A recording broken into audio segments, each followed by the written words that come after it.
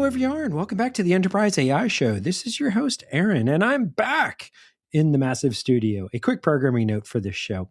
I'm converting us to a different video and sound editing workflow and tools, and this episode is that first baby step towards the next generation of quality for the show. Hopefully you won't notice many changes today. The goal for this episode was to get something out the door using the new tools, matching or exceeding the previous ones. The only difference of note today is I'm using a new tool to cut out a lot of the filler words and gaps to make the show flow better and easier to listen to. I've also been playing around with jump cut editing, and I might bring that into the workflow soon as well. As always, if you hear something off in the recording, let us know and we will fix it. And as for today's show, Brandon and I discuss the pros and cons of owning or renting your model weights. What does that mean for the enterprise, and what should you be considering? And all of that is coming up right after this quick break. Today's show is sponsored by Nasuni. There's a growing gap in AI right now between what's possible in theory and what successfully works at scale inside an enterprise. The difference comes down to unstructured file data.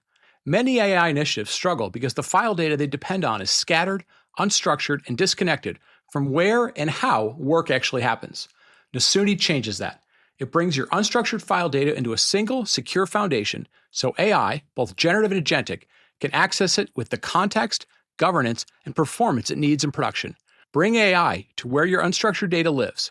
See what it takes to activate your data for AI and request a demo at nasuni.com/AI. And we're back. And we are continuing our Models and Markets series, and joined once again by our guest host, the person who is secretly trying to take over the podcast, Brandon Richard. How you doing, Brandon? Fantastic. Good to be on again. So what we're going to do, again, for those that aren't familiar, we pick a topic, we talk about why now, we talk about the past, we compare it to something in the past, and then we talk about present and future state as well. And this is something we talked about it a little bit with the Alex Karp, and going back a bit now, his infamous and CNBC segment and the owning your alpha and owning your weights and owning all of your AI and what makes you unique. And it's funny. The more time has gone by, the more I feel like it has kind of changed the market. At first I was like, oh my gosh, this is a bit like a Jerry Maguire moment, but he seems to have gotten legs with all of it. Jim and Ball picked it up, on Clouded Judgment and on his Substack. And for those that are out there, again, we recommend you go take a look at his. And it's interesting to me, and we've got some other ones we're going to record after this about NVIDIA, and others are kind of picking up this story, and it became really cool overnight to kind of bag on Anthropic and OpenAI and closed models. And so let's talk about that, because I feel like it had its moment and it was very timely, but it almost became timeless all in one shot. What's your thoughts on that? I guess we have to kind of tease apart that rant. There's a lot in there. Yeah, there's a lot he said. So I think let's just focus in on what I think is one of the things he was trying to say in there, right? And he kind of says it, I think for him, he kind of says it in the wrong way. He says something along this like, I want to own my weights, right? Or something like that. That's what he says. And I think he's quick to kind of point out, especially to the financial audience, most people aren't technical. They don't get it. And it's like, I'd almost throw that back to him. Do you get what you're talking about here? Because the point is, okay, let's 101 here, right? Is you do all the trainings, the output is the weights, right? And that becomes, if you will, the intelligence of how all these tokens are created. So for the most part, once it's like out there, it's old. It's immediately old. So there's like somebody building a new model with new weights that has more information. So I think what he's really trying, and I don't think it's so like owning the old weights, like you don't want to own the old weights of like whatever OpenAI 3.0, like it's dead. No one's using that anymore, right? All those old models are retired for the most part. So what I think he's really just trying to say is training, right? Like we are allowing these Anthropic and OpenAI, they are training data constantly and looking for more data. And the more data that they have access to, the better models that they can make. No argument there. So I think his core kind of thing is, and again, like we have to look at like everyone's motivations, right? So for them, for Anthropic and OpenAI, it makes total sense. It's like, we want to build the greatest models we can, and we want to have the most information. We want to train it because that's how we're valued. That's how we make money. If we look at Palantir, to my knowledge, they are not creating a frontier model of any kind. Tell me if I'm wrong. Okay. And they have come out and explicitly stated that they want that middle layer of their company, I just forgot the name of it, but whatever, like the intelligence layer, let's call it, that they provide.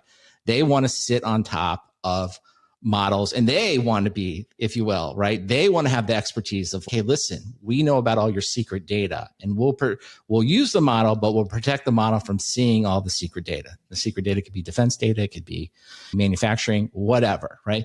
Now, of course, they're seeing that data, right? So it's okay. So like someone sees this data at some point, but he's making the case of no, these companies are going to steal everything. And it's, I don't know, to me, it doesn't like make sense of what he's trying to say there. It's yes, these companies are out to make the best model they can, and any data that they can get, they'll use.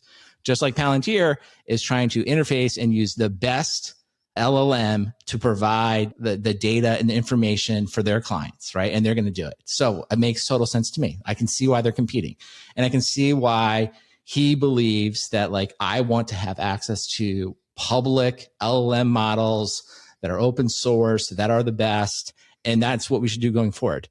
Now, if you just kind of leave it there, fair, like that simple, in my mind, a simple argument is fair. Like you could say, I believe in open models. I want to be open models. I'm going to invest in building open models, which is part of I think that what gets lost in that whole interview, that's why he was originally on the show, right? To say is that his company and NVIDIA have partnered to basically build an open model, right? Makes total sense. Now, I think where he like loses me is just when it's like all these allegations about you know, these model makers and all their devious. He even gets into like international politics and all this other stuff. It's like he really just like to me, he just kind of loses me. And so to kind of take it back, it's like fair argument to make. I want to use open models. They're better for my company. I think they're better going forward. Fair argument. Just like it's a fair argument to say, hey, listen, we can innovate faster in proprietary models like OpenAI and Anthropic are doing. And we see that those models are producing the best models. At least right now, they're the best models, and maybe not forever, but for the moment, they seem to lead the leaderboards. So I look at it as two people competing, slightly different strategies. This is normal business. It will play out over many years to see who actually wins out and was right. Yeah. And here's the thing. So two things to that. Number one, every company is always looking for an edge. And like whenever you hear this story or you hear others talk in the industry, it's always what's their edge, right? And here's why I'll say that. The models now, even though, yes, we're up to 3 trillion parameters or thereabouts as the top end right now, data, the publicly available data. Now, sometimes models get trained on sketchy data or data they shouldn't be in. I'm not here to judge that or talk about that. But the public amount of data is pretty much gone through. So now I remember, I want to say it's Fable 5 now with Anthropic, like you can't opt out of them capturing your inputs. And I think that also started to trigger some of that. Why? Because they're looking for an edge. They need more data. And guess what? If you can't opt out, it's more data to make their models better. So they're looking for an edge. And it all goes back to, I always try and take something on this and compare it to something different. And for those of us that have been in an industry background and done field sales, there's a concept of owning the account.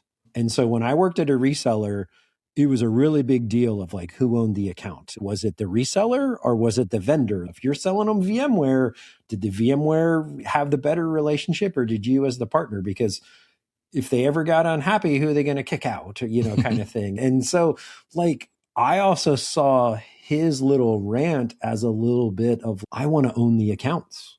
Yeah. I want to be the one, the rest, everything else is commodity. I want to be the one you talk to, and I want to be the one you call, and I want to be your trusted advisor, and all those things we used to always say when we sold to the field. And so for me, this is nothing more than everyone's trying to commoditize everyone else play. Yeah. It's the manager of managers, right? Like I want to be the manager on top of everything else. And I think he makes it, you kind of, the way you say it is it comes across as very like succinct and almost measured. But like I think when you watch his rant, what he's saying is more than that. He's saying that like they're stealing from you. They are literally stealing from you. You don't even know what's happening and they're taking everything from you. They're evil. I am your Batman. I am your protector. I am here. I am the only one that stands between you and the phrase he likes to use is alpha. But that's just another word of saying like your competitive differentiator. Only I am the one that's willing to protect your competitive differentiation, because you have to use my thing. And then he would go on and say why that is. And then he would go and start to bring in geopolitics into the argument. And it's like, okay, like I think he just goes so far with it, right? It gets a little, like to me, it's a little, outside of, it's just, and again, maybe that's why he's a billionaire. He's just, people are attracted to these just like grandiose kind of strategies and thoughts. Whereas I look at it like, okay, you're more like a regular software CEO who's seeking to protect their base and where they belong inside the customers, which is fine. Again, that part is fine to me. I just think the other parts, and I just think when I think one thing we don't talk about is, and you know a lot more about this than I, but we're just seeing this weird cycle. I like to talk about a frontier model gets created, right? And then in 6 months, that is usually an open source model out of China gets close to it. And then, but what people complain about is certainly Anthropic and OpenAI complain is that the way they're doing that, to your point, is they're distilling Anthropic and OpenAI's model in China where they're not respecting the terms of use, right? Because they have different values. And then, but that's how they do it, right? It's not like they have more data or they have new algorithms. They basically are like, we're going to distill everything that you're doing down. And then they take that and they release it open source. So it then comes back to the United States, and then Amazon and Azure, as we talk about other shows, will be like, look, we got an open source model. And it was that model's grandfather was probably the model that's one server over, right? Is Anthropic's probably sitting in the same rooms. And again, I know Anthropic and OpenAI would be like, this is wrong. We have to stop this. And you're probably right, but this is just not how the world works. They're not going to stop doing it. And of course, Anthropic and OpenAI, right, that's how they're making better models. They're distilling their own models. So it's just, everyone's distilling everybody's models and everyone's complaining that everyone else is cheating. But it's just like, at some point, it's not cheating. If everyone's doing it, it's like, I don't know, we talk about college football a little bit with Brian. It's like, at some point, if everyone's doing it, it's not really cheating. It's just how the sport works. And that's kind of how I feel like building models is. It's like, it's just a free for all. And maybe it shouldn't be that way, but that's how it is. And again, we'll go back to this, like the weight file, right? The weight file it's nothing more than a frozen snapshot. And these days, it's a frozen snapshot that degrades pretty quickly. We're talking about days, weeks, maybe months, right? Because the industry just keeps moving forward. And what I find super interesting too is a lot of folks kind of talk about, in Palantir, even Palantir does, and Jamin talks about it in his Clouded Judgment, the newsletter on this is, okay, you want to own your weights. Why would you want to own your weights? And it's this whole idea of you want to own your weights and then you want to constantly improve them over time. Maybe it's reinforcement learning, all these other things, but take the model, make it better, and effectively have your own model, right? I don't know. I'm increasingly wondering, like, okay, is that the best way forward? And that's something we probably don't have time to talk about today. We'll probably talk about that on another episode here. But the whole idea here is I'm actually going to say, okay, is it owning your weights? Is it owning your model? Is it owning your alpha? You need to own something. And maybe that's the problem right now, and that goes into the future of like, what exactly do people need to own? Yeah. Well, I think it's that clear yet. We won't get into it in detail today, but I think the thing that, the question worth asking here is it the model or is it the harness, right? Because I highly recommend anyone go through some training, pick your favorite OpenAI, Anthropic. Aaron, you've got some companies to recommend and be like, okay, like what does it do when you like build an agent, right? And because one of the things I think you'll learn is one of the things that you have to do as an agent, basically you're responsible for the system prompt. Right? You have to give it the prompt, right? And so what are these code harnesses? What is Claude Code and Codex doing? It's like behind the scenes, they've written all these prompts, right? You don't see them, but there's like all this prompt engineering that they've thought about. And that's what gives the model the tone. And that's what gives the model why it can understand what you're doing. And they've also taken the time to start to build out skills and build out tools, right? And it's like that stuff I am finding myself is like, I'm starting to get more attached to that than I am actually the model. Because I mentioned like Claude Code, like I'm happy. A lot of times I'm happy to live in the old times and use Sonnet because it's cheaper and I can just do more, right? But I'm like, I have all my harness that I'm used to in Claude versus if I have to leave and go to something else and I have to relearn the harness and the harness is slightly different, doesn't do things quite the same thing. So back to like someone like Palantir, and the whole argument is maybe that's really what they should be able to doing is, listen, we have built, and I'm sure they've already done this, right? They have their own integration with these models. They probably built their own prompts, and people that like Palantir probably use the UI and they like that UI. So that really may be the place going forward. So it's really not owning the weights because you just want to plug in any model that's good. It's owning all of that prompt and all of those system prompts to actually use it. So maybe that's where he'll ultimately end up, where Alex will be happy because he owns all the prompts and they're Palantir prompts and they're really good and they're done it the way he wants. And that's a way to differentiate yourself going forward. Yeah. Ultimately, and again, the future, I'm going to say, goes back to something that has been in the past in our industry for as long as I can remember. And that is all everyone is doing is posturing to lock you in. That's right. That's right.